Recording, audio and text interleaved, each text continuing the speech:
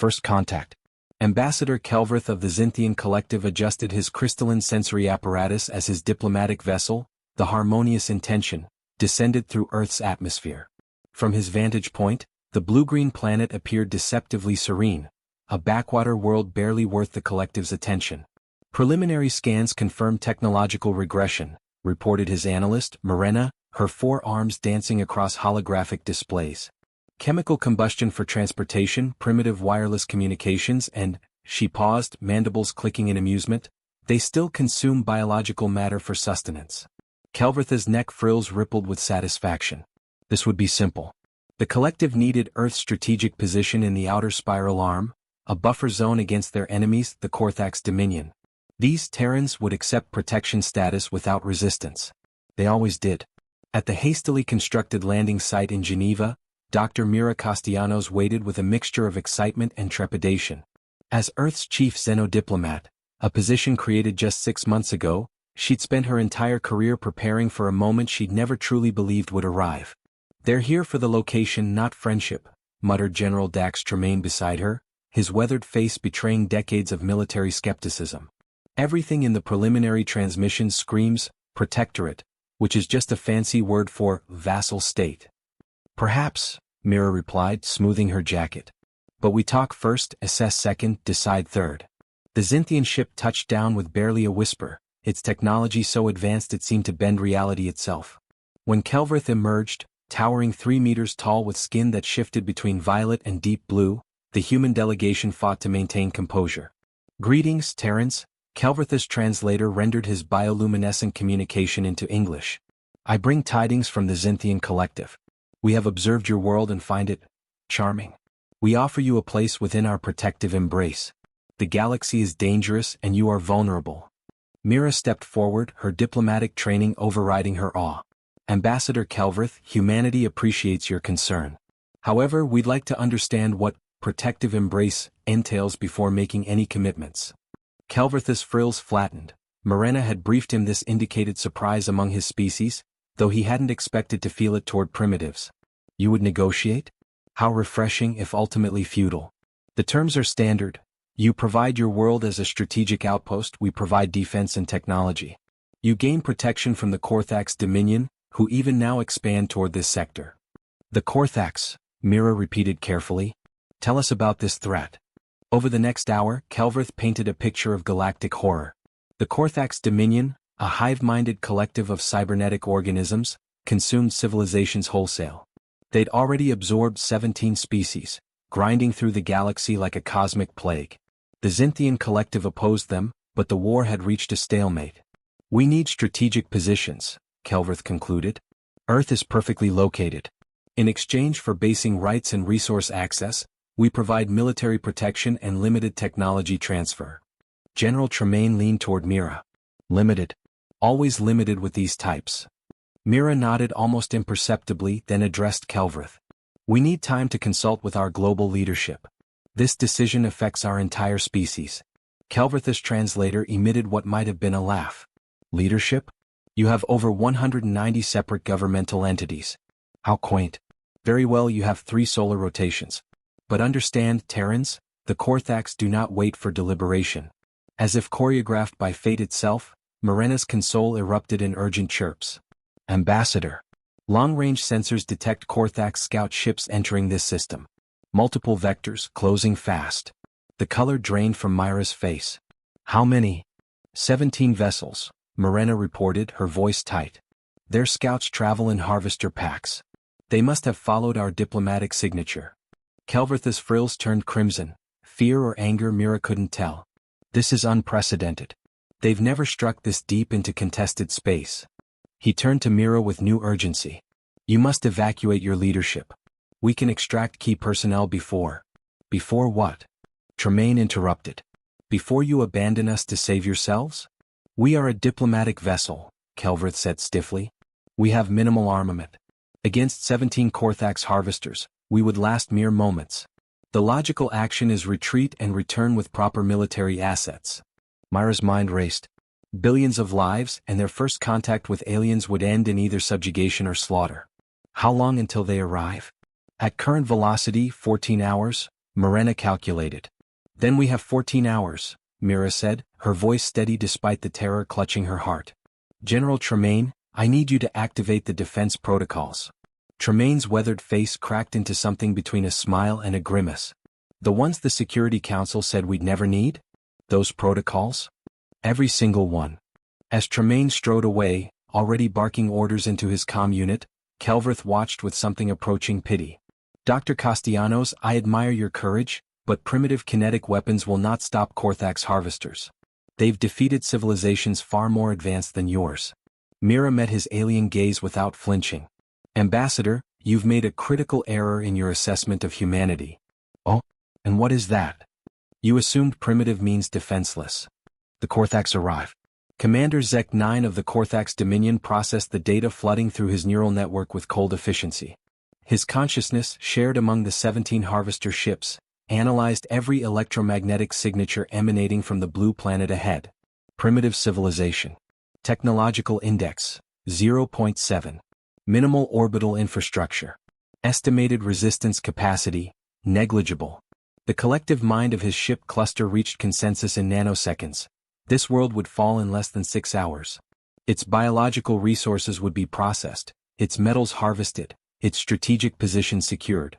The Xinthian diplomatic vessel fleeing the system was irrelevant. By the time they returned with military assets, Earth would be a Korthaks processing station. Their communications are chaotic, noted Zek 12, his subordinate mind clone aboard Harvester Ship 7. Multiple languages, unencrypted channels, contradictory orders. They lack even basic unified command structure. Inefficiency is the hallmark of biological independence, Zek 9 responded across the hive link. They will learn the superiority of unified consciousness during assimilation. Aboard the International Space Station, Commander Yuki Tanaka watched the approaching ships with mounting dread. Even through the telescope they looked wrong, organic and mechanical simultaneously, like insects made of chrome and chitin, each larger than an aircraft carrier. Houston ISS. Please confirm you're seeing this. ISS Houston. We see it.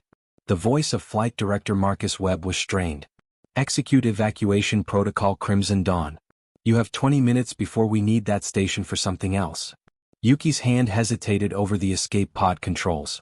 Marcus, the station took 20 years to build. You can't possibly. Yuki, trust me. Get your crew out. Now.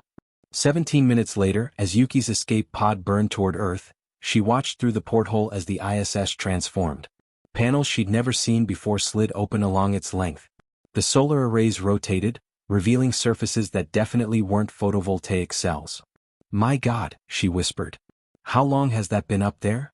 The ISS wasn't alone. Across Earth's orbit, commercial satellites began geometric realignments.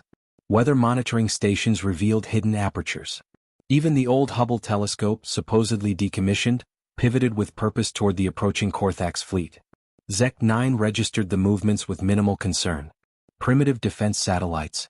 Likely nuclear-tipped missiles. Standard deterrent for species at this developmental stage. He calculated trajectories. Harvester screens will absorb any such attacks with 99.7% efficiency. The first salvo launched from what appeared to be a defunct Chinese space station. Zek 9's collective consciousness barely registered it as a threat, until the projectile accelerated to 0.3 lightspeed. The railgun slug, magnetically accelerated through a barrel that comprised the station's entire internal structure, struck Harvester Ship 14's forward shield at relativistic velocity. The impact released energy equivalent to a small nuclear weapon. Zek 14's consciousness screamed across the hive link as its ship's forward section vaporized. Reanalysis required. Zek 9's perfectly ordered thoughts fractured into something approaching panic. Threat assessment updating.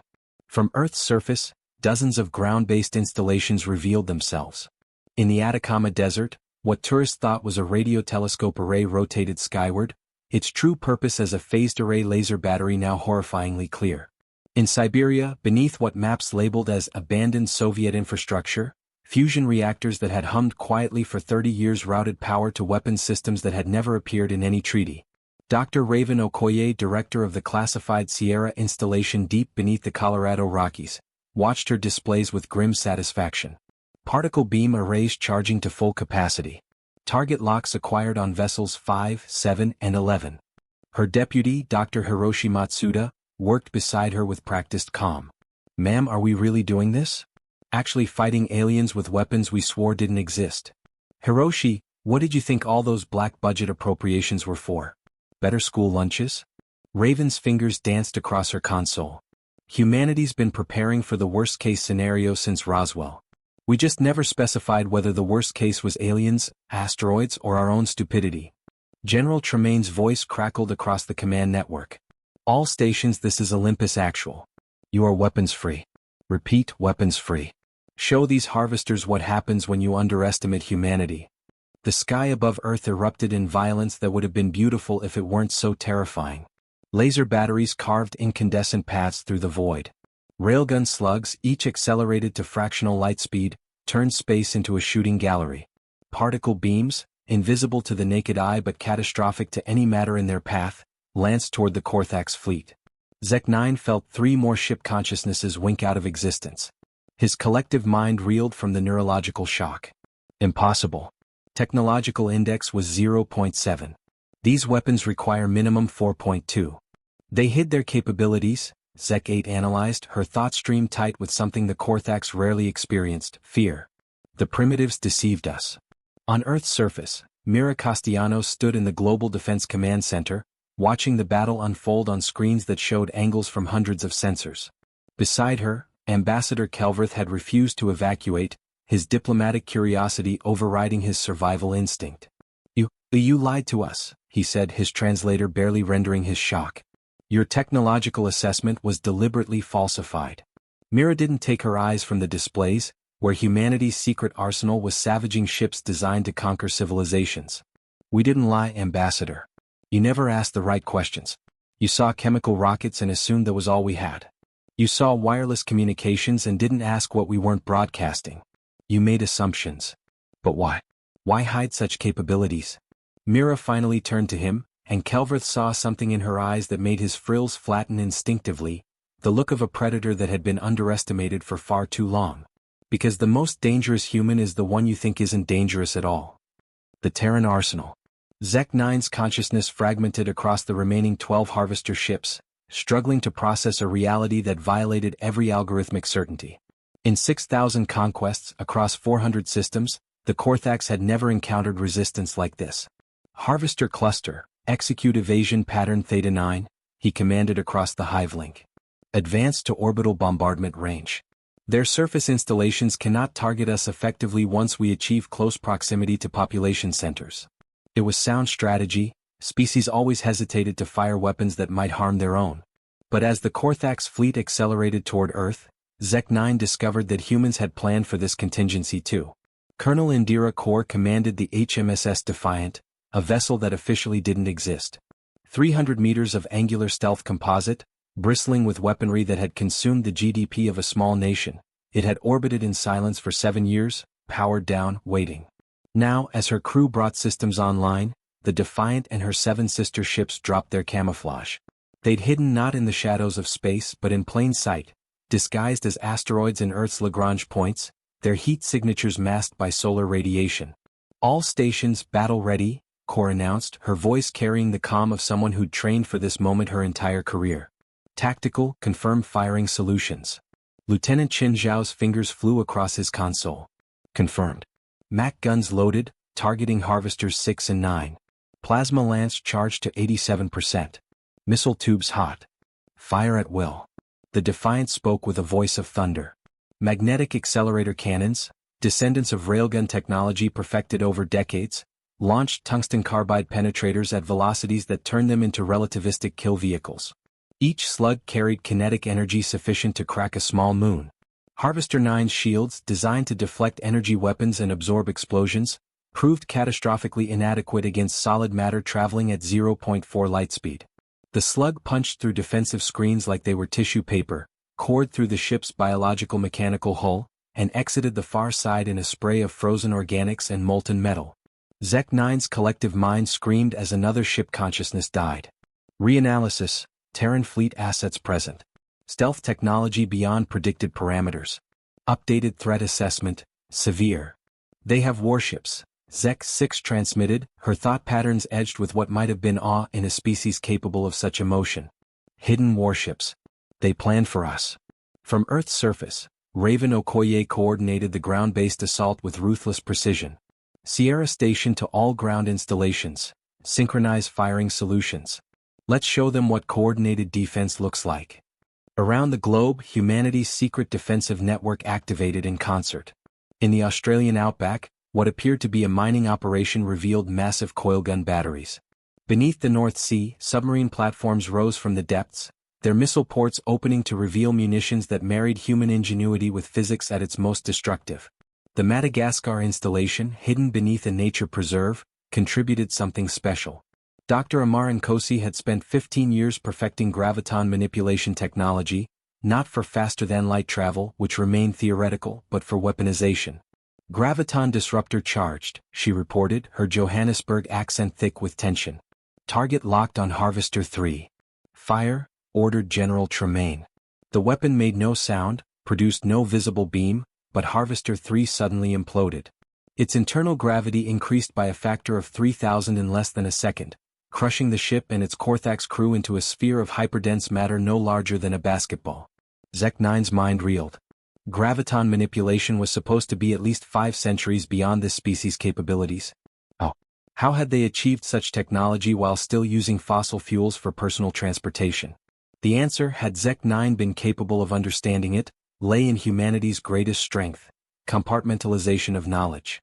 While most of Earth used conventional technology, brilliant minds and blacksite installations had pushed theoretical physics to its breaking point. Nations that couldn't agree on trade policies had unified in secret, pouring resources into weapons development, united by the paranoid certainty that the universe held dangers they needed to prepare for. They'd been right. Aboard the Defiant, core coordinated with the other stealth carriers. Osiris, Valkyrie, Chimera, converge on formation Epsilon. Beijing, Novgorod, Mumbai, Sentinel, take flanking positions. Let's box them in. The 8 warships moved with practiced precision, their crews executing maneuvers rehearsed in thousands of simulations. They'd trained for an enemy they'd never seen, planned for a battle they'd never thought would come, and now fought with the desperate excellence of a species defending its homeworld. They're adapting, Chin reported. Corthax shields are modulating to better deflect kinetic impacts. Then we adapt faster, Core replied. Switch to plasma lances. Show them we have more than one trick. The Defiant's plasma lance, a weapon that superheated matter to stellar temperatures and magnetically contained it for microseconds before release, carved through Harvester 11's modified shields. The Corthax ship's organic components boiled away in an instant, leaving only a skeletal framework of cybernetic infrastructure that tumbled lifelessly through space. Zek-9 felt his collective mind fracturing. 8 ships lost. 9. The tactical situation had evolved from certain victory to strategic disaster in less than an hour. Impossible. The data couldn't be correct. But data didn't lie. Terrans, these supposed primitives who still warred among themselves over imaginary lines on their planet's surface, were systematically destroying a Corthax harvester fleet. Retreat, suggested Zek-4, his thought stream hesitant. The Corthax never retreated. Retreat was inefficient. Retreat was failure. Negative, Zek-9 commanded, though for the first time in his existence he felt something like doubt. We commit reserves. We cannot allow this world to survive as an example of Corthax defeat. In orbit above Earth, the battle intensified, and humanity showed the galaxy something it had never seen. Primitives who refused to be primitive when survival demanded evolution. United we stand. Deep beneath the Kremlin, President Dmitry Volkov watched the orbital battle on secure feeds, his weathered face illuminated by the glow of tactical displays. Beside him stood his American counterpart, President Sarah Okonkwo, the first time both leaders had shared the same bunker since the treaties following the resource wars of 2019. Your railgun platforms are performing admirably, Volkov said, his English accented but precise. The Texas installation's firing solutions are particularly elegant. Your graviton disruptor is terrifying, Okonkwo replied. I thought the Madagascar project was a myth to scare our intelligence agencies. As we thought your stealth carriers were a negotiation tactic, Volkov allowed himself a grim smile. It seems we all kept secrets even from each other. Perhaps especially from each other, said Chancellor Wei Lin, joining them from the Chinese delegation. Though I noticed the Tokyo orbital platform's particle beams are quite effective.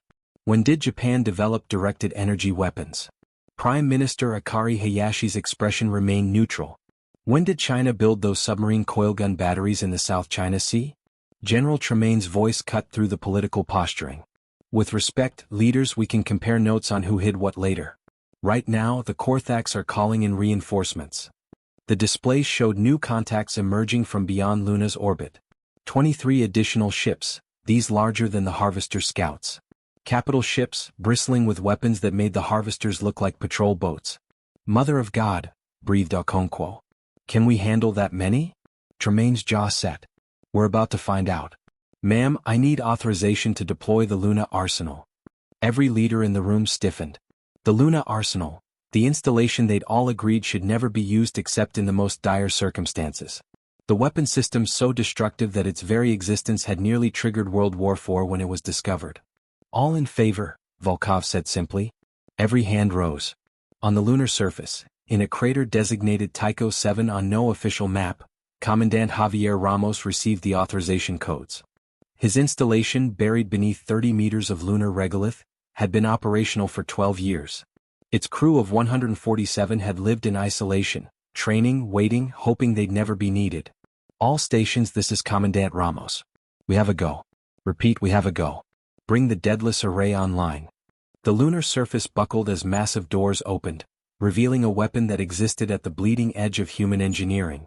The Deadless Array, 144 fusion rockets, each capable of accelerating a 600-kilogram payload to 0.6 lightspeed. The payloads themselves were humanity's most destructive innovation, antimatter warheads, each containing 37 grams of antiprotons held in electromagnetic suspension. Targets acquired, reported Fire Control Officer Elena Vasquez. Computing intercept trajectories. Solution locked. Firing in 3. Launch. The lunar surface erupted in light as the Deadless Array spoke. 144 missiles screamed toward the Korthak's capital ships, their fusion drives burning with the brilliance of newborn stars. Zek-9's consciousness expanded to encompass the new arrivals, capital ships Inexorable, Harvester Prime, and 21 others. Their commander's thought streams merged with his, sharing tactical data, enhancing the collective's processing power. Report, demanded Zek Prime, the capital fleet's supreme intelligence. Significant losses, Zek-9 admitted. Terran capabilities exceeded all projections. They possess. The warning came too late. The Deadless missiles, each accelerating at 15 G for 90 seconds, had crossed the space between Luna and the Korthak's fleet in under 6 minutes. Point defense systems, designed to intercept slower ordnance, proved inadequate against relativistic missiles. The first antimatter warhead detonated against Harvester Prime's shields. 37 grams of antiprotons met 37 grams of matter, converting entirely to energy according to Einstein's elegant equation. The explosion released energy equivalent to 1.8 megatons, a small nuclear weapon by human standards, but delivered with precision and overwhelming numbers. One ship might have withstood one blast. 23 ships could not withstand 144. The Korthak's capital fleet died in fire and radiation, their shields overloading, their hulls rupturing, their cybernetic crews experiencing the biological horror of individual death before their consciousnesses could upload to backup matrices. Zek-9 felt Zek Prime's existence end. Felt every ship consciousness in the capital fleet wink out like extinguished candles. His collective mind, designed for unity, suddenly faced terrifying isolation. Retreat, he commanded the 5 remaining Harvester ships. Emergency extraction. Signal all Korthak's forces. Terran homeworld defended by weapons-grade technology. Classification, extreme threat. Aboard the Defiant, Kor watched the Korthak's vessels execute emergency faster-than-light jumps, their departure tearing brief wounds in spacetime that sealed seconds later. They're running, Shin reported, his voice mixing disbelief and exhaustion. Let them, Kor ordered. We've made our point. At the Global Defense Command Center, a moment of stunned silence followed the Korthak's retreat. Then someone started clapping. Then another. Within seconds, the entire command center erupted in applause, cheers, and more than a few tears. Mira Castellanos felt her legs give way, and she sat heavily in her chair, the adrenaline that had sustained her for the past 6 hours suddenly evaporating. They'd done it. Humanity had faced an advanced alien invasion and won. Ambassador Kelvrith stood beside her, his frills cycling through colors that his species associated with profound cognitive recalibration. You planned for this. All of this. For decades. Since the 1950s actually, Mira replied. We've always known we weren't alone. We've always known that someday someone might not come in peace. So we prepared. While simultaneously fighting among yourselves, Kelvrith observed. Wars, conflicts, territorial disputes. Yet you maintain this secret unity? Ambassador, Mira said, rising to her feet with renewed strength, humanity's greatest talent isn't war or weapons. It's the ability to hold two contradictory truths simultaneously. We can be divided and united, peaceful and prepared, trusting and paranoid. It's called complexity. Perhaps that's truly what makes us human. Kelvrith's frills rippled with what might have been the Xinthian equivalent of a smile. I begin to understand why the galaxy should not underestimate your species. Good, Mira replied. Now let's talk about that treaty. As equals this time. The cost of victory. 3 days after the battle, Dr. Raven Okoye stood in what remained of the Texas installation. The Korthak's retreat hadn't come without consequences. In their final moments, the Harvesters had managed to deploy orbital strikes against several ground installations they'd identified during the engagement. The Texas facility had taken a direct hit. 47 personnel dead. Another 23 injured. The railgun batteries, humanity's first line of defense, were melted slag. Dr. Matsuda didn't make it to the shelter in time, reported Major Kwan, her voice hollow. He was trying to evacuate the research staff. Stayed at his post to ensure the final firing sequence completed. Raven closed her eyes, feeling the weight of command settle onto her shoulders like a physical thing. Hiroshi had been brilliant, kind, and perpetually worried he wasn't good enough for the work. He'd been wrong about that. Dead wrong. See that his family gets full honors, she said quietly. And the truth. No more secrets for the families. They deserve to know what their loved ones died protecting. Around the world, similar scenes played out. The Madagascar installation had been partially destroyed. The Beijing orbital platform had been crippled, its crew evacuating in escape pods that scattered across the Pacific. The Novgorod, one of the stealth carriers, had taken critical damage and crashed into the Sahara Desert, her crew of 112 lost. The total casualty count, 1,847 dead, 3,203 injured. A miracle given they'd faced an invasion fleet. A tragedy, because each number represented a person with a family, dreams, and a future that had been stolen. President Okonkwo addressed the world from the newly revealed Global Defense Command Center, her speech broadcast to every nation simultaneously. For the first time in human history, there were no translation delays. The same systems that had coordinated the defense now ensured every person heard her words in their native language. Citizens of Earth, she began, I come before you today to share truths that previous generations of leaders chose to keep secret. For 75 years, humanity has prepared for the possibility of hostile alien contact. What you saw 3 days ago, the weapons, the orbital platforms, the defense installations, represents the combined efforts of nations working in shadow, united by a common purpose even as we maintain the illusion of division. She paused, letting that sink in. On streets from Tokyo to London to Sao Paulo, people gathered around screens, their faces reflecting shock, anger, betrayal, and grudging understanding. I will not defend the deception, only explain it. We feared that public knowledge of our preparations might either cause panic or invite the very conflict we sought to prevent. We feared that showing our hand too early would make us a target. We were wrong to hide the truth from you, and for that, I apologize on behalf of every leader who made this choice. Chancellor Wei Lin took over, the transition seamless. But today we end the era of secrets. You deserve to know what we built, how we built it, and what it cost. You deserve to know the names of those who died defending our world. You deserve to participate in the decisions that will shape our future among the stars. Over the next hour, the leaders detailed everything. Project Starshield, initiated in 1950 after the Roswell incident. The Malta Accords of 1975, where rival nations agreed to pool resources for planetary defense. The Luna Arsenal, built with technology traded between enemies who trusted each other with nothing except humanity's survival.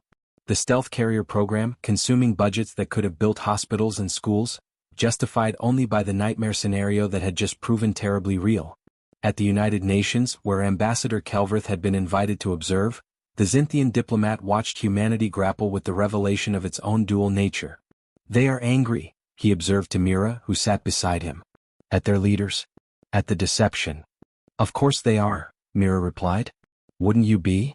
The collective does not withhold information from its citizens. The collective doesn't have citizens, Mira countered. You have a unified government spanning multiple worlds. We have 195 nations on a single planet, each with different values, histories, and priorities. Unity for us is harder, rarer, more precious when we achieve it. On the floor below, a Brazilian representative was shouting about the money spent on the Madagascar installation while her country struggled with poverty. A Russian diplomat countered that those weapons had just saved every person on Earth, including the Brazilians. A Japanese representative demanded to know why the Luna arsenal had been built without proper international oversight. An American senator responded that oversight committees would have leaked the information within months. This is unity? Kelvrith asked, his frills expressing confusion. This is democracy, Mira corrected. Messy, loud, inefficient democracy. We fight with words now instead of weapons. We argue about what was done instead of dying from what wasn't. That's progress, Ambassador. Far above, aboard the Defiant, Colonel Kaur conducted memorial services for the crew of the Novgorod. She'd never met Captain Yuri Volkov, but she'd studied his tactics, admired his crew's efficiency, and mourned their sacrifice. They gave us time, she told her assembled crew. Every ship that fell, every installation that was destroyed, every person who died, they bought us minutes and hours that let others strike back. Their sacrifice wasn't in vain. Earth stands because they stood first. Lieutenant Chin Shao placed a hand over his heart, the gesture ancient and universal. We'll remember them. We'll do more than remember, Kaur replied, her voice steel wrapped in grief. We'll make sure they didn't die protecting a humanity that wastes its second chance. We'll build something worthy of their sacrifice. In Moscow, Tokyo, Washington, Beijing, London, and every capital city, similar promises were being made.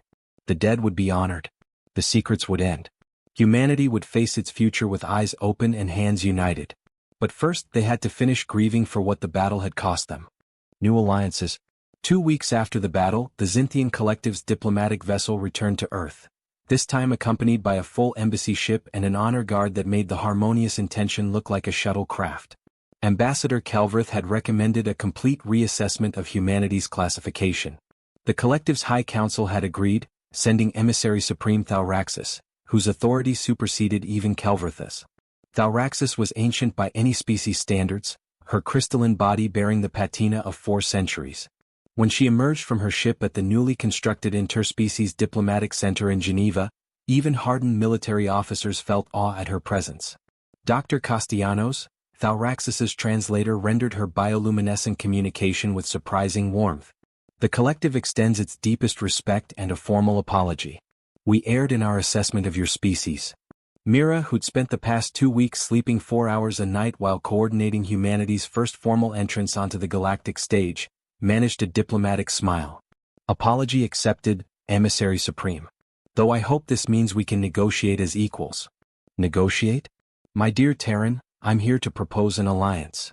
The words sent ripples through the assembled diplomats. An alliance with the Zintian Collective would grant humanity access to technology centuries beyond their current capabilities, trade routes spanning hundreds of systems, and protection from threats like the Korthax. But General Tremaine, standing at Myra's shoulder, remained cautious. Alliances require trust, Emissary. What changed between 2 weeks ago and today? Thauraxis's frills rippled with what Kelvrith had taught them to recognize as amusement. General, you destroyed a Korthax harvester fleet using weapons the Collective's intelligence services didn't know existed. Then you repelled a capital ship assault with ordnance we believed was still theoretical. You have earned the right to negotiate from strength. But more than that, she continued, her tone shifting to something more serious, the Korthax are regrouping. They will return and they will bring overwhelming force. They cannot allow your victory to stand, it would encourage resistance in other species they seek to subjugate. You need allies. We need allies. The mathematics are simple. President Okonkwo stepped forward. What exactly does this alliance entail? Technology exchange, Thauraxis began, her translator ticking through the terms with bureaucratic precision. Full cultural and scientific cooperation. Joint military coordination against the Korthax. Access to the Collective's trade networks. And most importantly, a seat on the Galactic Concordance. Kelvrith leaned toward Mira, speaking quietly. The Concordance is the governing body for over 3,000 civilizations. A seat there would mean humanity has a voice in galactic affairs. In exchange? Mira asked. Your military technology, Thauraxis replied bluntly. Specifically, your antimatter production techniques, your graviton manipulation systems, and your stealth carrier designs. We would also request permission to establish joint defense installations in your solar system. The human delegation exchanged glances. This was the moment they debated endlessly in closed sessions. Share their technological edge or maintain independence at the cost of isolation. Chancellor Wei Lin spoke up. Emissary Supreme, humanity spent 75 years developing these systems in secret precisely because we feared being seen as a threat. You now ask us to hand them over to you. How do we know we're not simply trading one potential conqueror for another? Thalraxus's frills stilled, a Xinthian expression of respect for a valid concern. You don't. You can't. Trust is earned through action, not promises. So I propose this, a trial period. 5 Earth years of limited cooperation. We share some technology, you share some technology. We fight the Korthax together. After 5 years, both parties reassess. If humanity wishes to terminate the alliance, we part as friends. And if we refuse the alliance entirely? Asked President Volkov. Then you face the Korthax alone, Thalraxus replied. And they will come. The Dominion is already assembling a vengeance fleet. Current intelligence suggests 300 ships, including the Korthax dreadnought Absolute Unity, a vessel that has personally conquered 47 worlds. Mira felt the weight of billions of lives pressing down on her shoulders. Alone, humanity might withstand another assault. Might. But at what cost? How many installations would fall? How many cities would burn? How many names would be added to the memorial walls? We need time to deliberate, she said carefully. Of course, Thalraxus agreed. But time is a luxury that grows scarcer each day. That night, in the secure conference room beneath the diplomatic center, humanity's leaders faced their most consequential choice since the battle. We can't win alone, argued General Tremaine, his usual skepticism yielding to pragmatism. 300 ships? The Absolute Unity? We'd be lucky to survive, much less win. But can we trust them? Countered President Volkov. The collective has existed for millennia. They've seen civilizations rise and fall. What's to stop them from using our technology to subjugate us once we're no longer useful? Nothing, Mira admitted. Except the same thing that stops us from using their technology against them: mutual interest. We both hate the Korthax. We both benefit from cooperation. And if we start this relationship with transparency and honesty, maybe we build something better than conquest. Prime Minister Hayashi nodded slowly. The enemy of my enemy is my friend, as the old saying goes. But let us be friends with open eyes and ready weapons. A trial period gives us an exit strategy, added Chancellor Wei Lin. And 5 years gives us time to assess their true intentions. President Okonkwo looked around the table at her fellow leaders. Months ago they'd barely trusted each other. Now they were contemplating trusting aliens. Strange how crisis forged unity where diplomacy had failed. All in favor of accepting Thalraxus's proposal? Every hand rose. Humanity reached for the stars, weapons in one hand, an offer of friendship in the other, hoping they'd chosen wisely. The long road ahead.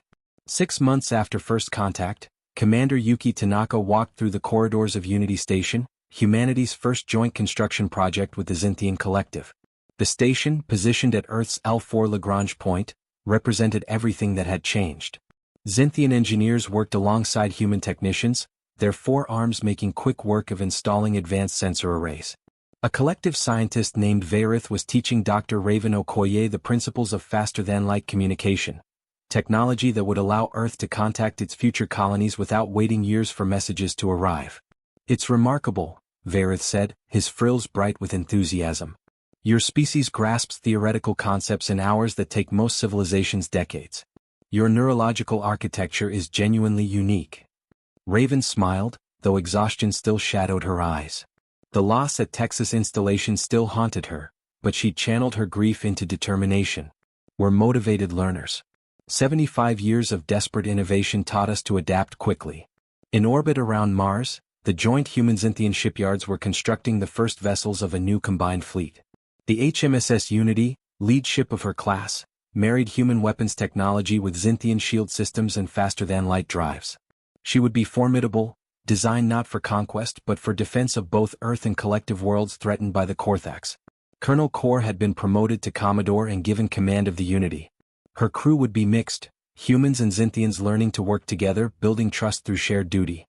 Strange days, she murmured to her first officer, Lieutenant Chin, as they reviewed the crew manifest. Admiral Kelvrith seems capable, Chin replied, referencing the former ambassador who'd accepted a military commission in the Joint Fleet. And his tactical experience against the Korthax is invaluable. Did you ever imagine serving alongside aliens? Kor asked. Chin laughed. 6 months ago I didn't believe aliens existed. Now I'm learning to pronounce Xinthian names and eating food that glows. Life comes at you fast, Commodore. On Earth the changes were even more profound. The Global Defense Command Center had been transformed into the Planetary Unity Council, with representatives from every nation and, now, from the Xinthian Collective. Ambassador Mira Castellanos had been elected its first Secretary General, a position that made her effectively humanity's voice to the galaxy. Her first official act had been establishing the Memorial Accord, a treaty ensuring that every person who died during the Korthax attack would be remembered, their families supported, and their sacrifices never classified or hidden. The monument to planetary defense now stood in Geneva, bearing 1,847 names etched in stone quarried from every continent. Mira stood before it often, reading names like Dr. Hiroshi Matsuda, Captain Yuri Volkov, Fire Control Specialist Elena Vasquez, people who'd lived in shadow and died in light, protecting a world that hadn't known they existed. They deserved better, said General Tremaine, joining her. He came here most evenings, she'd noticed. They deserved peace, Mira agreed. Instead they got war. But they also got victory. That has to count for something. The Korthax Vengeance fleet will arrive in 9 months, Tremaine said quietly. 300 ships. Maybe more by the time they get here. Intelligence suggests they're pulling vessels from across their territory. Then we have 9 months to prepare, Mira replied. With collective technology, joint training, and the hardest-earned experience any species could ask for. Think we can win? Mira turned to face him, seeing in his weathered features the same determination that had carried humanity through its darkest hour. General, 6 months ago, aliens arrived and offered us protectorate status because they thought we were primitive. We proved them wrong. We'll prove the Korthax wrong too. Far beyond Earth's solar system, in the depths of Korthax space, the Dominion prepared its response. Zek 9, now elevated to fleet coordination after his survival of the Earth engagement, processed tactical data with obsessive intensity. Terran weapons analysis complete, he reported to the Supreme Consciousness. Antimatter warheads can be countered with dispersed formation flying. Graviton disruptors can be mitigated with redundant structural fields. Railgun slugs can be intercepted with advanced point defense. Stealth carriers can be detected with quantum resonance scanning. Time to deployment? The Supreme Consciousness asked. 9 months to achieve overwhelming force concentration. The Vengeance fleet will number 347 vessels, including the Absolute Unity. Terran defeat probability, 97.4%. Proceed. The Korthax began their march toward Earth, confident in their superior numbers and adapted tactics. But they made the same error Ambassador Kelvrith had made 6 months ago. They assumed humanity would fight the same battle twice. On Earth, in the hidden laboratories beneath Antarctica, in the shipyards orbiting Mars, in the theoretical physics departments of universities finally cleared to work on impossible projects, humanity was already innovating. They'd won the first battle by being underestimated. They'd win the second by being unpredictable. Dr. Amar Nkosi presented her latest research to the Planetary Unity Council. Quantum entanglement weapons that could strike targets simultaneously across light years. Theoretical, she admitted, but if we can make it work, we'll need every advantage, Mira replied. Proved. Unlimited resources. At the Monument to Planetary Defense, fresh flowers appeared daily. Families, friends, and grateful citizens who now knew what had been done in shadow to keep them safe. Among the bouquets, a handwritten note read simply, "We will remember. We will honor. We will prevail." Earth turned beneath the stars, its people united by shared trauma and shared hope, preparing for the storm they knew was coming. They'd faced the galaxy and survived. Now they'd show the Korthax that humanity's greatest weapon wasn't technology or tactics. It was the refusal to surrender, the determination to adapt, and the willingness to stand together when the darkness came. The aliens had thought Terrans were primitive. They'd learned better.